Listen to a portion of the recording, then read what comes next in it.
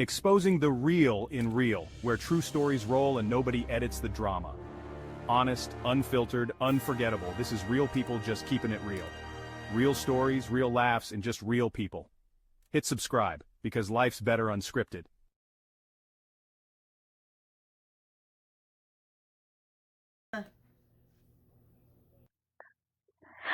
Hi, this is Edward and Savanya, and this is Real People Just Keeping It Real. This is my very first episode, everyone, and I'm here to tell you that we're going to be discussing some very interesting topics on my new podcast, so I'd like to have you join me. If you would, at least 1 to 2 times a week, just keep an eye out and you'll see me come up. We will be discussing anything from extraterrestrials to places that you'd like to go to see ghosts, maybe, and anything else that you would like to discuss and learn more about. Today we are going to discuss, of all topics, Area 51. And I've chosen Area 51 because it's one that's easy for me to start off with, to be quite honest, as I've always enjoyed hearing about Area 51 and learning about Area 51. I first fell in love with Area 51 back in the 80s. I was thinking about going into the military field, and of course I had heard briefly about Area 51, and some things happened, and my choices in life changed, but my love for the paranormal, for extraterrestrials, anything of that nature never left. There was someone that I followed and absolutely loved out there, and her name was Linda Moulton Howe. And I would like to give a shout out to Linda Howell, as she is one of my favorites. And if you don't know who she is, I would ask that you might look her up and listen to her podcast. She's an investigative reporter and editor of the Earth Files. She graduated from Stanford University with a Master of Arts. She also went to the University of Colorado Boulder. She discusses everything about extraterrestrials and has met with many, many military men from commanders down that have enlightened her and taught her things that have not been brought to the rest of us in the United States. Now, as you all know, I'll just start here. Congress had a meeting this year and last year. We got to meet an interesting man named David Grush this year, and he worked or he didn't work for, but I guess you could say worked for, was employed by an very high up in the military service here. We found out that Mr. Grush made his way in many different positions, all the way up to where they put him ahead of learning about UFOs, which, might I add, he did not believe in to begin with, and he'll tell you that. So he states that he's never seen one actually himself, but he has been made aware of their presence of actual alien extraterrestrials, not just their ships, having visited Earth by many military men. Congress, he went before this past year and was talked to quite harshly, actually, at first, and they kind of laid down on him because we want to know the truth. I also have had quite the honor of listening to Tim Burchett from Congress. If you are interested in the extraterrestrial field and AEPs, as they're calling them now, which were UFOs at one point, so whichever you prefer to call them, UFOs, AEPs, for this issue, I'm going to call them UFOs. Tim Burchett, who is a senator from Tennessee, he has led the Congress move to get us more information, to open that knowledge of what's out there to the United States public.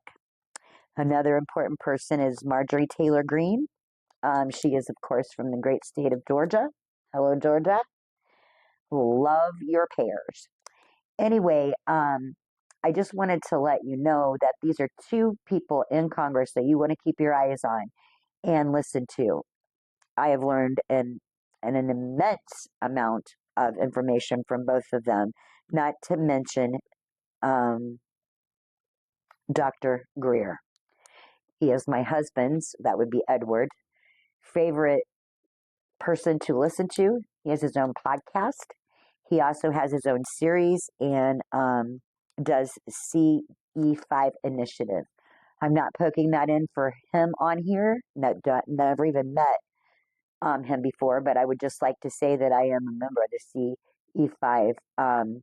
And what that basically does is, if you believe in this, helps you to find the vibration and gives you a line from meditation and other sorts of things that he's learned along the way, and how to maybe successfully see a UFO, or even perhaps maybe at some point get an out of body experience, or actually see an alien. Never done any of those things, but I've just started. Um, Slowing my mind down is somewhat hard. So meditation hasn't been easy for me. I've had to learn how to meditate. I think most people just know how to do that. Well, my mind doesn't. So I don't know how you are, but I'm learning to do that, and I'm trying to learn to meditate and, see if there's something to this consciousness theory. I do believe that it is quite possible that it's out there from everything that I've read. But I've just listed three people. If you're not real informed on what's going on in the UFO world, check into these people. They know a lot. They're very well informed. You can count on their information. And as I've said, if you're really interested in knowing the truth, they're the ones to watch. Now, I picked out Area 51 for several reasons.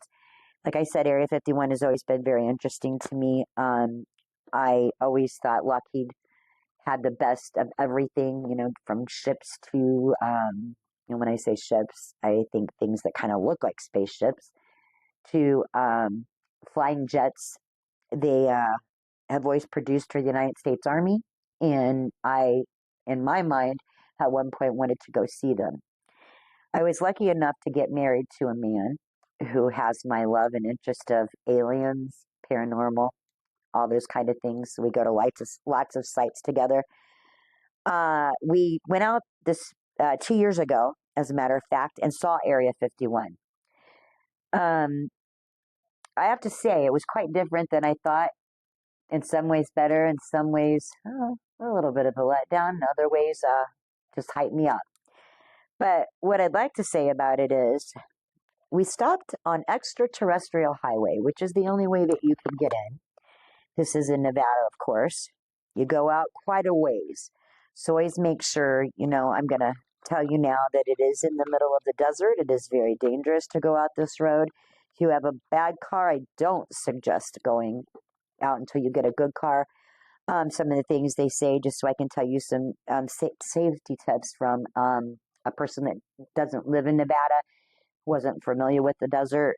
Make sure that you always carry drinking water, waterproof matches in your vehicle. Always make sure you have a good spare tire before going off the paved highway. You might think these are things that someone would already know, but a lot of people don't think about these things when they're going out there. And, temperatures can reach as high as 120 in the desert. And quite frankly, the roads could fry an egg. Always tell someone when you're planning to go and when you'll return. Notify the person if you change your plans. Let them know that you're not going to go, or let them know where you're going. If you break down on an outing in the desert, do not wander away from your vehicle searching for help. And I repeat, do not do this. Many, many people have passed away doing that. You need to just stay in your vehicle. Hopefully, like we said, you'll have water and gas in there, and eventually, and I mean eventually, someone will come along and hopefully help you. If you become lost while hiking in the desert, stop and take a few minutes to collect your thoughts, get yourself together, and realign to where you're wanting to go. And, always remember to take those things that I've said from the above. If they apply to you, if you are hiking, you should also know to take a compass, enough water, and know where the nearest paved highway is. That's very important. Be sure to have more than adequate fuel supply before you venture into that desert, like I said, because there is only one gas station, and let me repeat this, one gas station that we saw in almost 100 miles, maybe more, on our way out Extraterrestrial Highway, and this was all the way to a little town called Rachel. I've seen Rachel on TV before. I actually saw it for the first time and I believe, I don't remember when this was, so bear with me, but I think it was in the 2000s at some point. They were going to have some kind of a raid out there, and they were going to storm Area 51. Well, I got interested and I was watching this online, and they showed this little town and a little diner, and they said that this was on Extraterrestrial Road, and this was right before where the back door was, so to speak, to Area 51. And I thought, geez, I would always, I'd like to visit there someday. Well, as I said, my husband and I decided to go out there, and he surprised me. We actually went out and went extraterrestrial highway, went up to Rachel, the little town. And when I say it's a little town, folks. I think there were maybe 8 to 10 trailers there that people were living in. And I think maybe of those 10 trailers, maybe 7 or 8 of those were occupied. Now, there is a good sized restaurant there. That was started by the man that started the little town of Rachel. His name was Chuck Clark. He passed away in, I think, in the 1990s. I have that somewhere. But to be honest with you, his daughter runs it now, but it is a very neat place.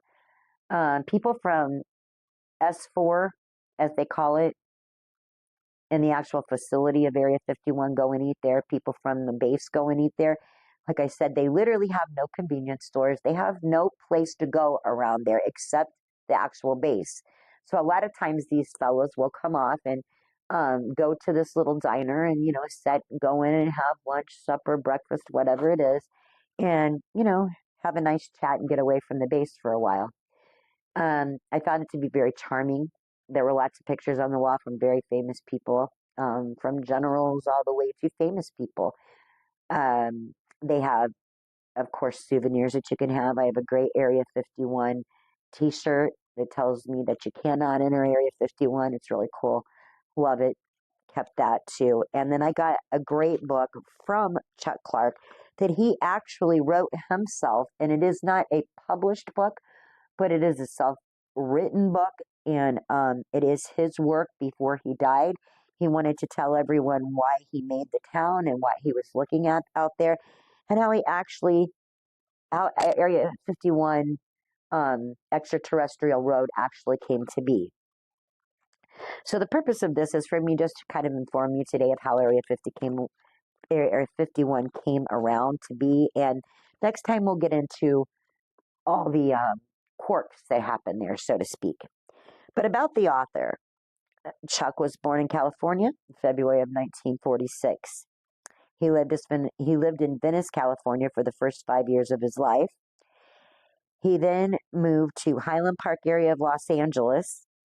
He lived on Onoraga Avenue near the boundaries of Eagle Rock and South Pasadena. Moving on up in life, when he reached high school, right before high school, when he was in high school, he moved to Playa del Rey, California, and he lived with his grandmother. He decided to attend Winchester High School, which was academically superior to the high school that he would have attended, so that's where he went. Then in March of 1966, after high school, he decided, okay, I'd like to join the Army and get military benefits from the GI educational bill. So he ended up going to basics, and he did those at Fort Ord near Monterey, California. Then he went to Camp Casey, Korea for a 13-month tour of duty. Upon his return from overseas, he attended an additional training class at the U.S. Army General School located at Fort Benjamin Harrison in Indiana, which is where I'm from, go IU, for a month before. And then he reported to his new duty station at Fresno in San Francisco, California, to finish the last year and a half of his enlistment working at Headquarters 6th Army.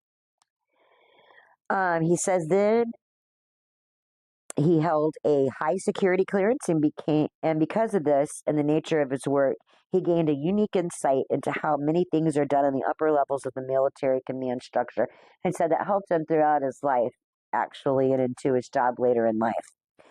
He then, in 1969, went to work for General Telephone Company in Santa Monica, California, until early 1976, and then through 76 to 89, he lived in Venice, California, and was self-employed. He continued his interest in fishing and astronomy, and during that time, he became acquainted with a neighbor who was employed as a photo tech at the Planetary Sciences Division of the Jet Propulsion Laboratory in Pasadena. He ended up in July of 1989 selling his house in Venice and bought a house in Lompoc, California. Lompoc is adjacent to Vandenberg Air Force Base, where many satellites are launched into polar orbits. He joined the Vandenberg Amateur Astronomical Society in 1990. In October of that year, the Western Support Museum dedicated an observatory, the Western Spaceport Observatory, which was the result of a cooperative effort by members of the Vandenberg Amateur Astronomical Society and the Western Spaceport Museum. He then became an observatory operator in late 1991. He held this position for about 2 years until he left, and he went to Nevada finally in August of 1993. I tell you all this because he had a tenure in the Army and many jobs that led him up to writing this book and to living where he was, making a small little community there so that he could learn more about Area 51. He had lots of questions as to what the government was doing out there, why it was so secretive, why they were denying that the base was there. So many questions that he even had being in the Army. I have here a picture that I'm going to show you. When you go to Extraterrestrial Road, you're going to find a black mailbox. Okay, now I know this sounds so weird, but from Rachel, where you leave the little store, they will tell you to go find this black mailbox. That's all I'm going to tell you for now. You go find this little black mailbox, and it's between milepost 30 and 29, and then another dirt road intersects the highway heading off toward the south. The road is known by the locals as the Mailbox Road. When you find that, that's where you're supposed to turn, and it will eventually take you back to Area 51. Now, let me tell you, that little black mailbox you would think would stick out like a sore thumb. It took us 2 hours to find this little black mailbox, which is no longer a little black mailbox. It is now a big, fat, white mailbox. So you can still look for the mile markers. I'd say watch for people turning in, because that's actually how Chuck and I ended up finding it after much frustration, a lot of hours of driving, and just for a little mailbox that they kept saying is up the road. Well, up the road, to those people is a lot different from here in Indiana. When we mean up the road, we mean a couple of blocks, maybe a mile. They mean 20 miles down the road. Okay, so the next thing I'm going to show you here in the book is what we actually saw, which was called the New Bat Gate, and it's Area 51 Nevada test site. It's right there. You actually go up to this gate, and that's the farthest you can go into Area 51. Now, I'm going to tell you I was rather disappointed here when I said I was disappointed at the beginning. I didn't actually get to see Area 51 because you cannot see Area 51 from this area. That's a lie. But you can see the Bat Gate. And might I add, there's 2 Bat Gates there, so you get double the fun. We did get yelled at and told to get back, that they could use, I believe the word was lethal force, and scared the bejeebies out of me. I was just standing there, not touching it, not touching anything, because I was too scared to touch anything, but just standing there. And evidently I stepped too close, and that's what was told to me. We had met a couple from California and another couple that were there, and we were all just giggling because we couldn't believe as adults. And our 40s, 50s year olds were acting like a bunch of kids and wanting to see, but we were so excited. And then, honestly, what we saw was the Bat Gate. So, moving on. I actually have a picture, and I forgot to tell Edward about this picture I'm putting on here. It is actually of the alien on the side of the house, or not the house, but the side of the diner. When you reach Rachel, hopefully you can get both pictures. There's 2 of them here, and that you can see the actual diner itself, and you'll see how small it is when you see this. And then the actual picture of the alien that is there. It's a cute little picture, and we actually got real pictures beside this alien. And then the last thing I'll show you are pictures of the actual warning signs, which say warning restricted area. It says U.S. Air Force installation. And it says photography of this area is prohibited. Now, I did take pictures there. I'm not sure where the photography comes in at because there is nothing to take pictures of but the sign itself. Okay. But there's a picture in this book that um, Chuck had gotten, and it's in the book already, so I did not take this picture. And it shows a little bit more than what I could show you. But we did see wire antennas like all over out in the stone of the desert, and it shows you a 19-inch thin wire antenna that's protruding from the ground. It's only visible with the evidence of one of the buried road sensors, and it sends notice when someone passes on the road. Now we just saw one, actually a couple of them accidentally, because as you're coming up on the back part, they are censored out so that they see you coming, and I mean all the way down the road. So there's a little picture of this wire. Also, the security checkpoint about half of a mile inside of Groom Lake Road entrance, which is the front entrance to uh, the facility, is on this page too, and you'll get to see that with the warning sign. And the only thing I would say to you is they take security very serious out there. Don't go there thinking you're going to see the whole base. Don't go there with a bad attitude. Go there asking a bunch of questions, because this, I can tell you, they will not give you answers even at the little diner, even if she knew them. And I'm sure she's heard many things over the years, as she's been there over 30 years. Now, I do know a couple of things. There are sites out in uh, Groom Lake that you can go up to the back. The locals will help you with that. You can go up there at night on certain nights, and I believe it's Tuesday or Wednesday nights. They told us to go up. I can't be clear on it now, but I think it was Tuesday or Wednesday nights to go up, and you can actually get your binoculars out and see things. And they say that quite often, if you're out there several times a month or whatever, you can catch UFOs. And he actually writes about this in this book that he has written. So I encourage you to take a peek at it.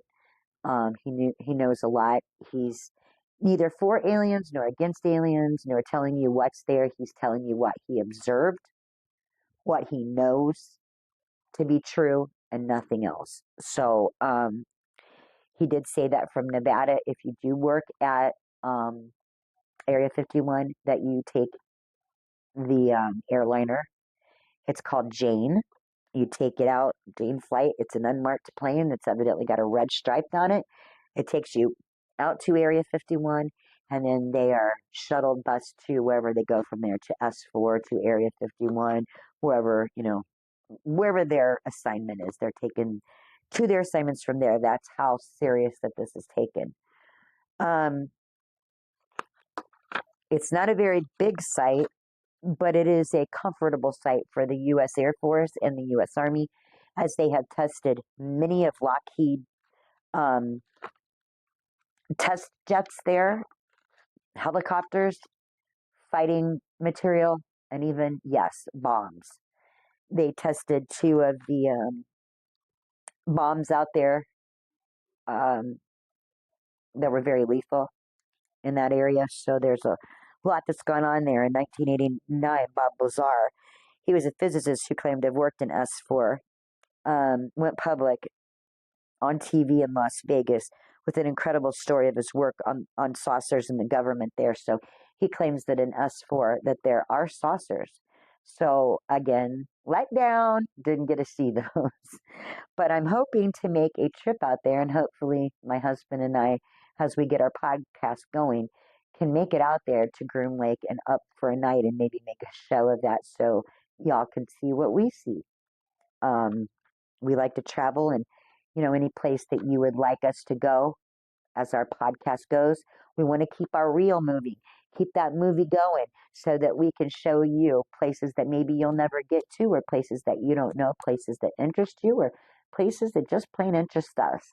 I'm very much into the paranormal, like I said, and so is my husband, and we want to find out not just how the paranormal works, not just how our body and minds work, but also what's out there. I mean, that's a question for all of us, right? What do you think's out there? What do you think? Are we the only ones in the whole universe? Please type yes if you think so, type no if you don't. Let me know what you feel. Also, please let me know if there's anything that interests you, any topic, and I don't care what the topic is, as long as it has to do with something that I've shared with you, along the paranormal lines, along AEPs, those kind of things, um, self awareness things, anything I can share with you, please let me know. I will try to make a show out of it and find out everything I can. Like I said, this was just an opener for us so that you would know what we are planning to do with our podcast. Um, like I said, we're just real people. We're keeping it real, and we're going to keep the reels going. So at this point, I think I just want to tell you uh, that I've enjoyed talking with you today. That I would very much again like you to push or smack that button for me. Let me know what you think of us,